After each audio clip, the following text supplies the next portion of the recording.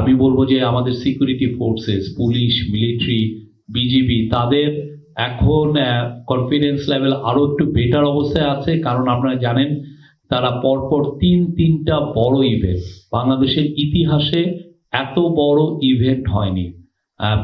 শরীফ ওসমান হাদির জানাজা, তারেক রহমানের দেশে ফিরে আসা এবং সেই উপলক্ষে একটা বড় তার একটা অ্যারাইভালের দিন, একটা বড় পলিটিক্যাল একটা গ্যাদারিং, এবং আপনার বেগম খালেদা জিয়ার জানাজা, এটা বাংলাদেশের ইতিহাসে এত বড় ইভেন্ট কিন্তু হয়নি।